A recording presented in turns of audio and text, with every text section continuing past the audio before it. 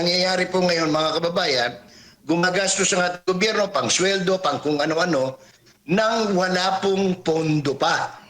In other words, pati yung sinasabing ibabalik na 60 million sa PhilHealth, i-obligate pa yan, ang tawag dyan sa terminology sa government accounting and auditing, yung mga bayarin ngayong taon na ito na hindi napondohan dahil walang pera ang gobyerno, i-obligate po yan for the first quarter release of the next budget.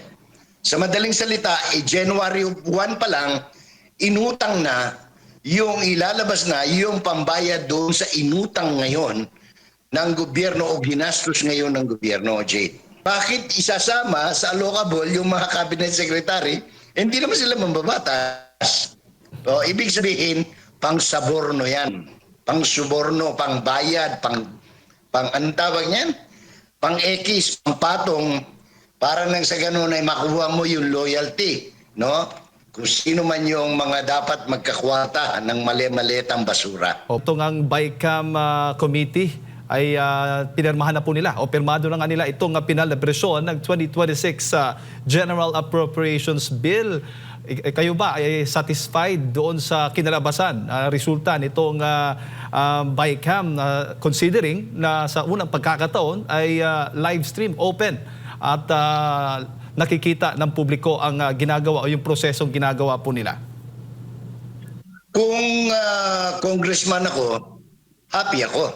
Kasi merong nakalaan na 151 million pagka bumoto ako in favor of the 2026 budget. Pero kung mamamayan ka, taxpayer ka, palagay ko, hindi ka matutuwa sa katotohanan na bagamat ito'y transparent, saan ka nga naman nakakita, no? Transparent live streaming, makikita mo dinadagdagan yung pondo na wala naman doon sa inaprubahan ng House at saka sa Senate.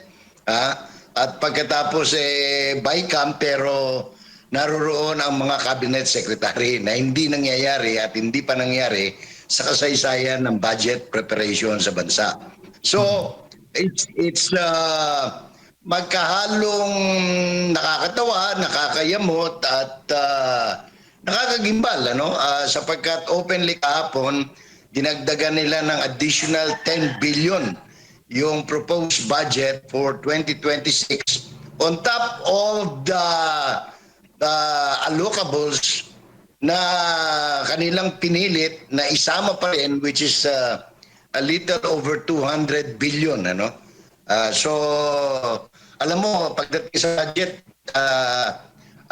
very interested ako dyan, Jade, sapagkat kaila sa inyo, ako'y 6 na taong naglingkod bilang budget consultant ng isang senador nung siya pa ang chairman ng Finance Committee ng Senate. Opo. So sa madaling salita, Sir Jay, hindi sa kabila ng mensahe o panawagan noon o naging pahayag ni Pangulong Bongbong Marcos Jr. sa kanyang sona na mahiya naman kayo, ay hindi po natututo yung ating mga mambabatas sa pagdating po dito sa pagbabudget natin, lalo na itong ang 2026 budget. Oo, kasi kung makikita mo, Jade, doon sa 2025 budget, talagang grabe ang mga allocables noon, no? Yung allocable, ang madaling intindihin yan, inaalok, no? Pork barrel sa wikang Ingles. At malinaw doon sa talaan nung nakaraan, at ito'y nauulit nga ngayon, ano? Hindi lang natin alam ngayon kung ano yung division o pinaghahatian, no? Dito sa 2026 o paghahatian pa, sapagkat noong 2025, alam natin, 19.1 billion napunta kay Speaker Laurel, Speaker, anong pangalan nung nag-resign ni Speaker? Martin Romualdez. 12.9 billion napunta kay San Marcos, 3.8 billion kay Congressman Abante, 3.8 billion napunta kay Ace Barbers, 1.8 billion napunta kay Ajong, dahil kay Speaker Representative Luistro, malaki-laki, 4.7 billion noon, at saka yung Balbasarado na medyo babading-bading, na congressman ng La Union. Ortega, nakakuha rin yun ng 3.2 allocable. At yung si natalong governor ng Laguna, 1.7 billion. Ganun nila pinaghati-hatian noon. Ewan ko lang ngayon, dito sa 2026, kung anong arreglo ni Aling Micaela, no? Swansing, yung bagong appropriations committee chairperson. Opo, kung kung questionin naman na Sir Jay itong 2026 national budget, sa tingin mo sasapat pa yung panahon para maipasa ito at marami din ang hindi pumapayag o ilan sa ating mga kababayan hindi pumapayag na mag-reenacted budget po tayo, gagamitin yung itong 2025 budget pa rin. Walang choice kasi, Jade, ano? Under the law, kapag hindi napirmahan yan bago matapos ang 2025, effective January 1, ano yan, reenacted budget yan. Ngayon, kung gaano katagal tatagal yung reenactment ng budget, hanggang sa ito ay malagdaan, no? Yung bagong budget ay malagdaan ng Pangulo. Kasi ngayon, hindi pa malinaw kailan yung ratification, no? Ang nag-approve pa lang, BICAM, Jade, no?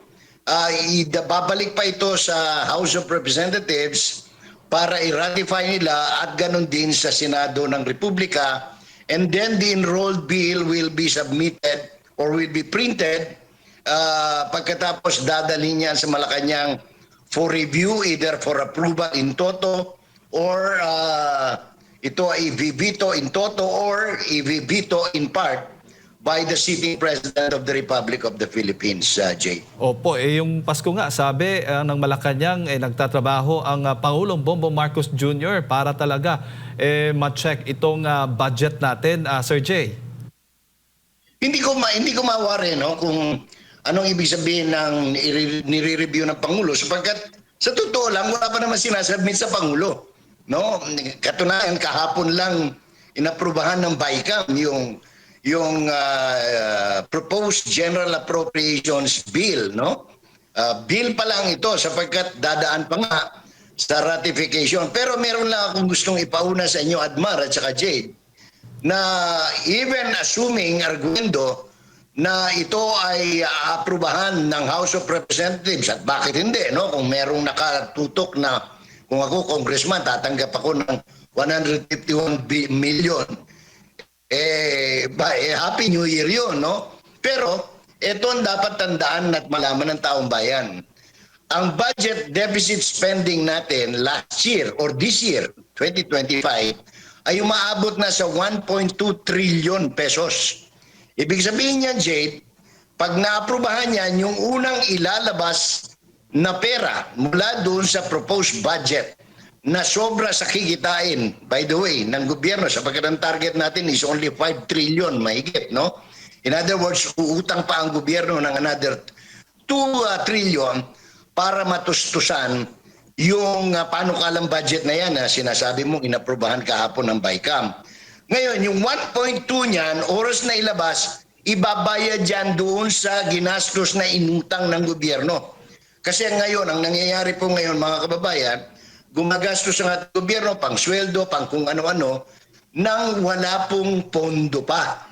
In other words, pati yung sinasabing ibabalik na 60 million sa PhilHealth, i-obligate pa yan, ang tawag dyan sa terminology sa government accounting and auditing, yung mga bayarin ngayong taon na ito na hindi napondohan dahil walang pera ang gobyerno, i-obligate po yan for the first quarter release of the next budget.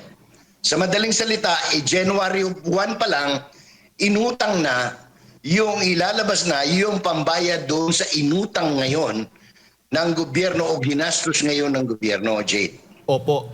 At Sir Jay, bilang isang bihasa sa budget, sabi po nga po ninyo, ang si Senator Lacson, sinasabi nga, nabanggit mo na rin ito, na hindi lamang pala mababatas, kundi maging mga cabinet officials ay may mga allocables na tinatawag. Itong baga pondo ng DPWH na inilalaan sa mga proyekto ng mga mambabatas.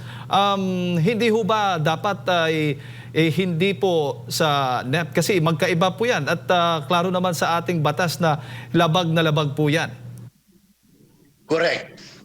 Ako nga nagtataka kasi pero sa bagay hindi dapat ipagtaka dahil ginawa na nito 2024 pa lang magtataka ka maging yung mga talunang senador meron pang allocable, no?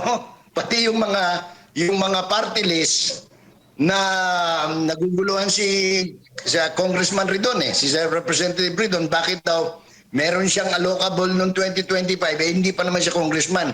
Hindi naman sinasabing kanya pero yung party na nire-represent niya, remember, nominee ka lang ng partido. Ang merong allocable noon, Bicol Saro, di ba? So siguro kinakailangan mag-aral pa ng konti itong mga bagong congressman. Bagamat hindi bago si Terry Ridon, dati na yung representative ng mga NPA, SNPA, ng Kabataan Party List, no?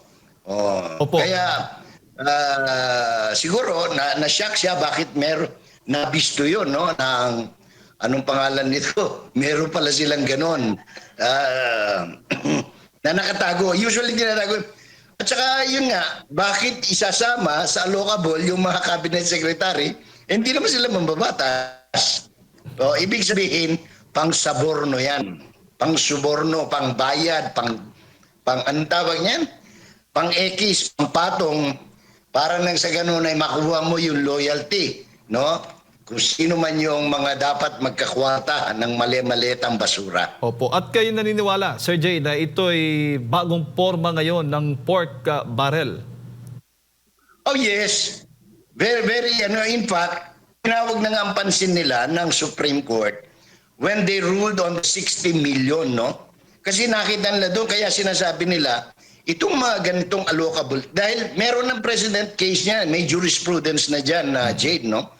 Yung PDAP at saka DAP, diniklara ng illegal yan na Supreme Court. Ang ginawa nitong bagong administrasyon, binago nila yung mga terminologies para mapaikutan yung batas. Kaya lang nakita rin ng mga maestrado yan. Kaya nga ngayon lang tayo shock, meron palang word as allocable, no? Wala yan. In the past, walang tinatawag na ganyan. Kasi yan po ay ang dating PDAP o Priority Development Funds Assistance kunyari, pero sa totoo lang in the pocket, nagiging mapera o maleta sa basura. Opo. At